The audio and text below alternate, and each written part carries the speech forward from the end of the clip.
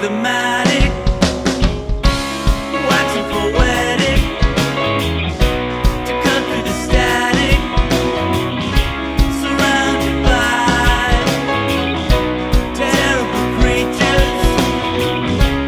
They possess the most elegant features.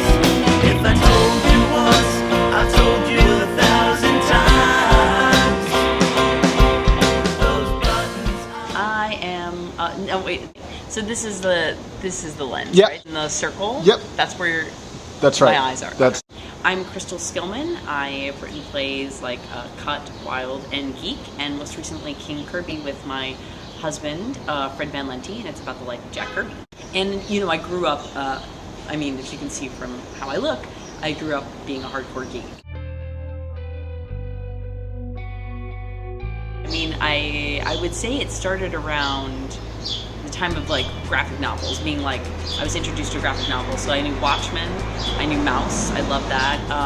But it was around when I started dating Fred, which is '96. That's how long we've been together. That I really started to think about issues. That I started to think about serialized storytelling. More about superheroes, which I didn't know so much about. I was doing theater like since I was like 5. I was never good at it really, but I loved it. So there's a musical called Anyone Can Whistle by Stephen Sondheim, and when I got to know that show and I was in that show, I was just like, I mean, these are incredibly moving theatrical pieces. A lot of great musicals are based on comics.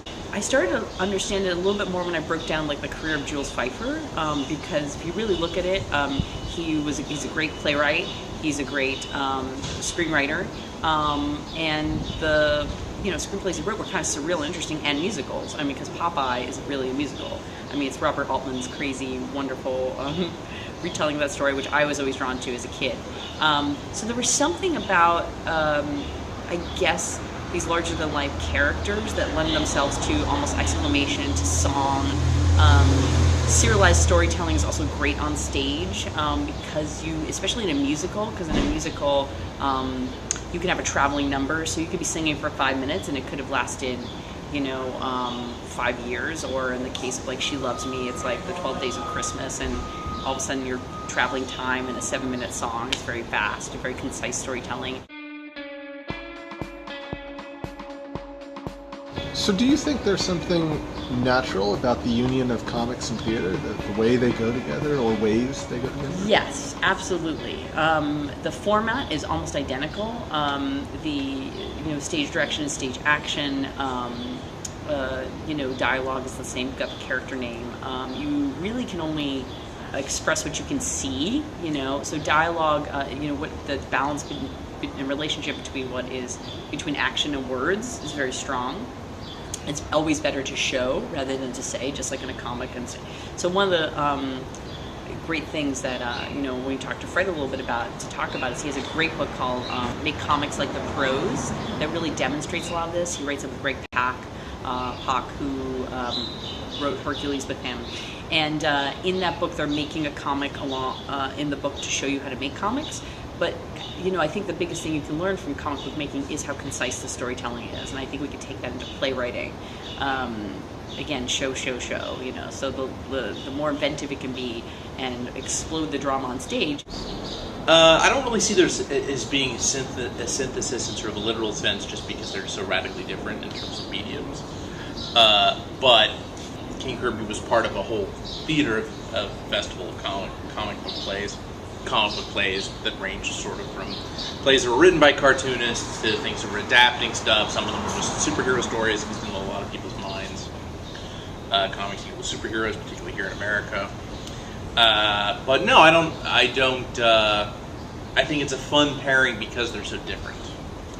But what inevitably ends up happening is, if you did. Long Jay's Journey into Night as a comic, it'd still be a comic, you know what I mean? Like, it would be the theatrical aspects of it would have to be totally subsumed into the medium and vice versa. And if we reach back into history, is there any sort of basis for that union, comics with theater? Sequential art, obviously, dating back, Right. centuries and centuries and centuries. Did the ancient Greeks know anything about this? There definitely was graffiti. There definitely was communication with pictures. You have mask work, which is very expressionistic as well. So I feel, I feel like we've always been expressive in what we're telling, and we've also often drawn in, like, you know, even with the cave drawings and so forth, to communicate. So I think because that level of communication in a picture really is a 1,000 words, be it whether it's a stage picture or whether it's a drawn picture.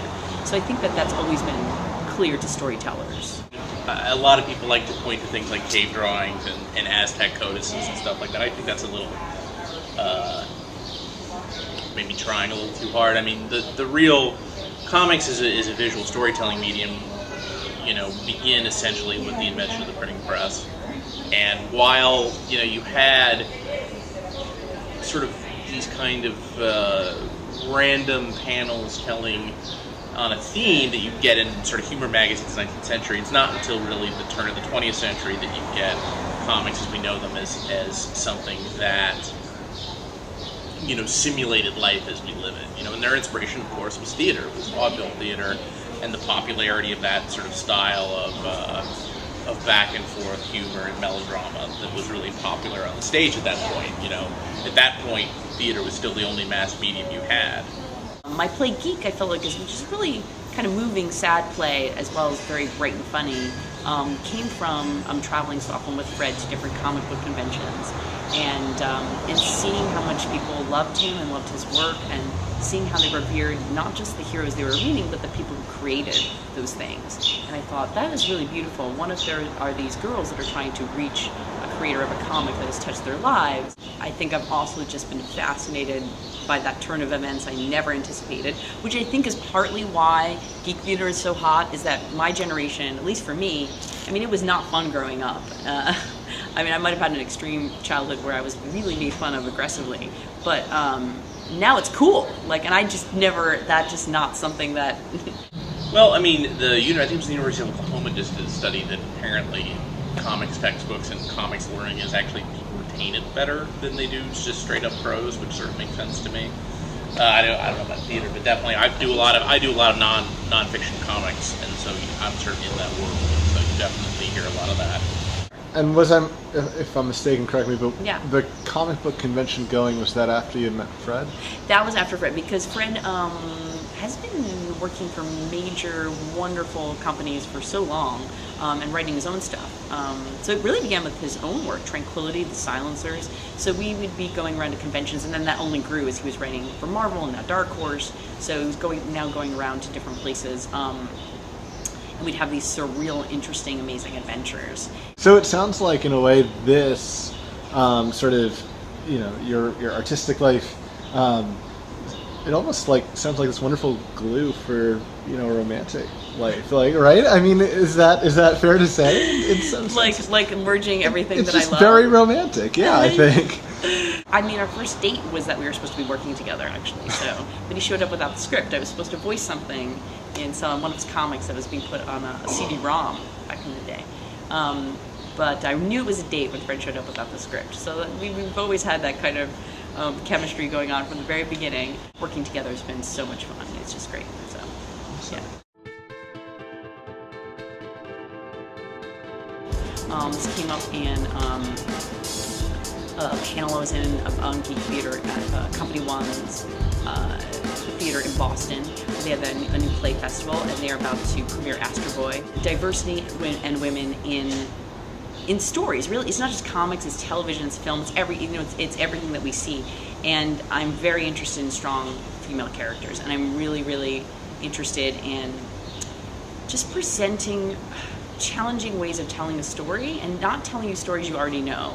One of our most famous playwrights in the cult community, but I think at this point probably is known more by everybody, Mac Wellman, who still heads playwriting, I think, at Brooklyn College. Yep. And he's just awesome sauce. But he always put it the best. There's the theater of the known and the theater of the unknown.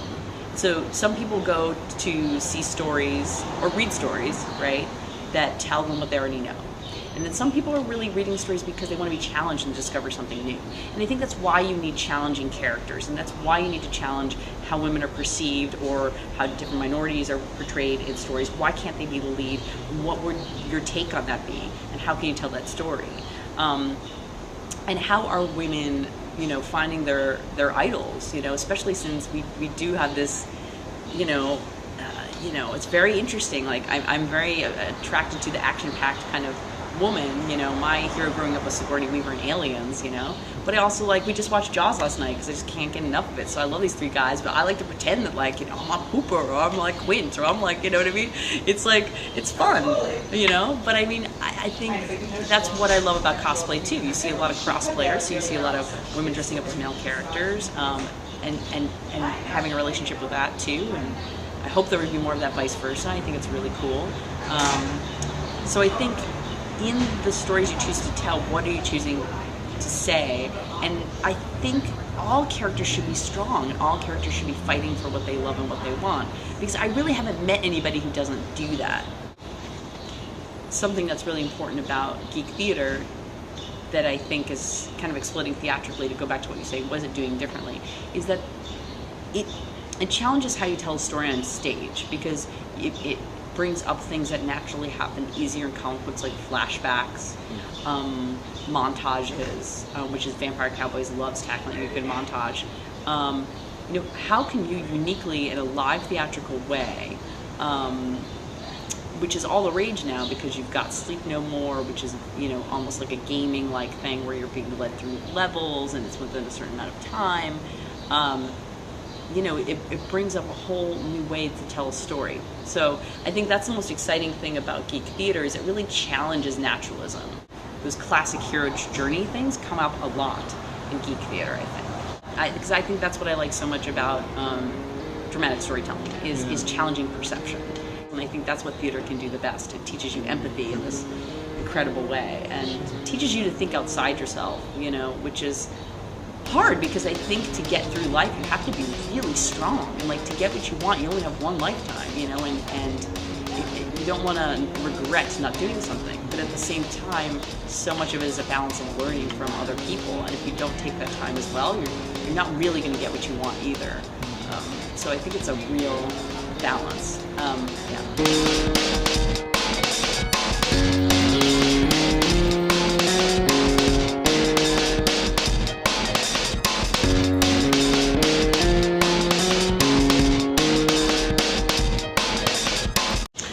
Hopefully the students saw that.